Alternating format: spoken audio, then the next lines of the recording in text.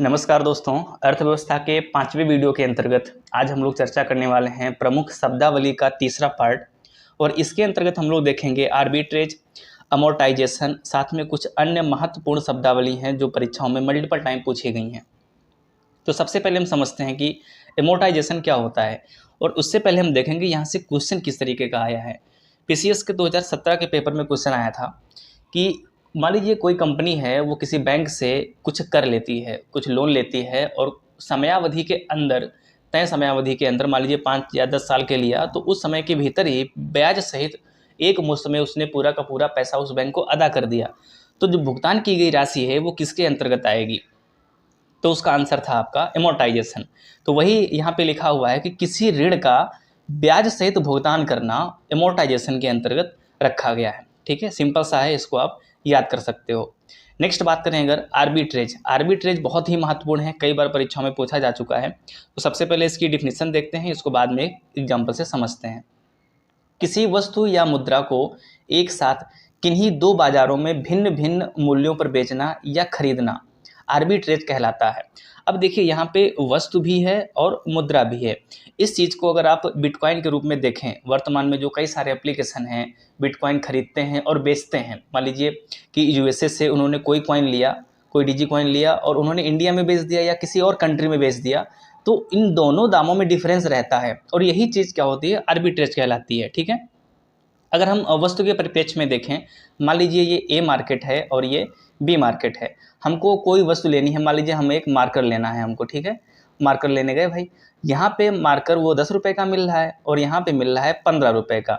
ये जो डिफरेंस है ये आपका आर्बिट्रेज है। या यूँ कहें, कोई व्यक्ति मार्केट ए से मार्कर खरीद के मार्केट बी में बेच रहा है, तो उसको 5 रुपये का लाभ हो रहा है, और ये जो प्रोसेस है वो कहाँ पे जाएगा? वो आपका आर्बिट्रेज में जाएगा।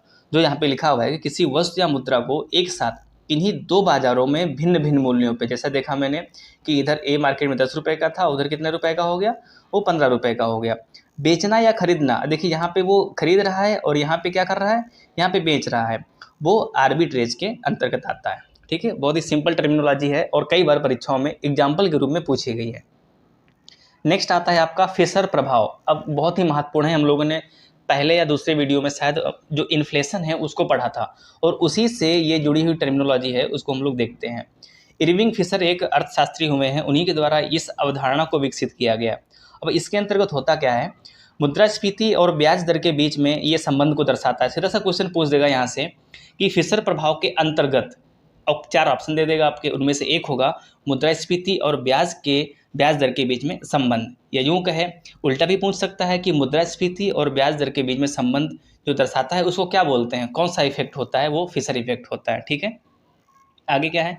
किसी ऋण पर सांकेतिक ब्याज दर, वास्तविक ब्याज दर तथा ऋण की अवधि के लिए अनुमानित मुद्रास्फीति दर की कुल योग जो है वो फिशर इफेक्ट के अंतर्गत आता है। जैसे हम लोगों ने पढ़ा था कि एक तरीके से जो ऋणी और ऋणदाता, इन दोनों के बीच में किस तरीके से डिफरेंस क्रिएट होता है।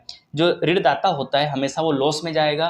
मान लीजिए 2010 में 8% का ब्याज दर था, और वहीं 2000 आपका 12-13 में आपका एक तरीके से 10% हो गया, तो 2% ये यहाँ पे क्रिएट हो गया। लेकिन यहाँ पे जो ले रहा है, लेकिन इसकी अपेक्षा ये महंगा पड़ेगा, तो ये जो रिलेशन है, इनका योग है, वो आपका फिशर इफेक्ट के अंतर्गत जाएगा। ठीक है, नेक्स्ट बात करते हैं तेजड़िया और मंदड़िया।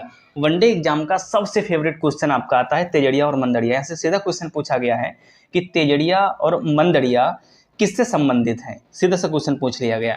अब देखिए, मुख्य रूप से यहाँ से सीधा पूछ लेंगे कि ये स्टॉक एक्सचेंज के 2 शब्द हैं, लेकिन अगर इनका मतलब पूछ लिया तो हम मतलब देखते हैं। देखिए, तेजड़िया इनके नाम से ही संबंधित है। तेजड़िया वो होते हैं जो शेयर को ऊंचे भाव में बेचना चाहते हैं। मंदड़िया कौन से होते हैं? जो शेयर को हमेशा सस्ते दामों में बेचना चाहते हैं, यानी कि जो मार्केट में बढ़ोतरी लाएं वो तेजड़िया हो गए, जो मार्केट में गिरावट लाएं वो कौन से हो गए? मंदड़िया हो गए। वही चीज़ यहाँ पे लिखी हुई है कि यह स्टॉक एक्सचेंज के शब्द हैं। जो व्यक्ति स्टॉक की कीमतें बढ़ाता है वो तेजड़िया हो गया, और जो व्यक्ति स्टॉक की कीमतें गिराने की आशा करते या किसी वस्तु के भविष्य में ना देने का वादा करके बेचते हैं, तो वह कौन से हो गए? वो एक तरीके से मंदड़िया हो गए। तो इस तरीके से हम लोगों ने देखा कुछ, ये तो आप लिख के रख लीजिए, जो आपका तेजड़िया मंदड़िया है ये किसी न किसी परीक्षा में टपकेगा जरूर।